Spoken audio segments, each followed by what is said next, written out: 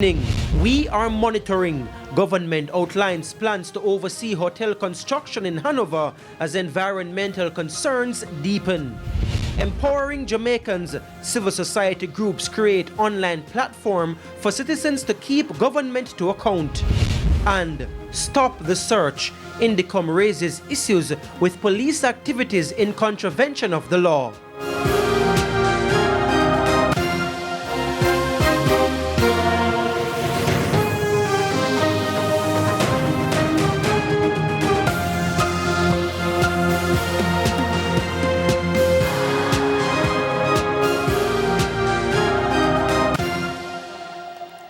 Good evening. Welcome to Primetime News. We're live on air and online at onespotmedia.com. I'm Herman Green.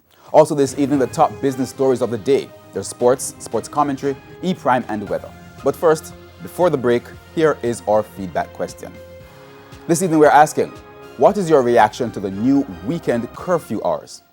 You can share your comments online, facebook.com/televisionjamaica, or tweet at televisionjam. Please stay with us. Primetime News returns right after this break.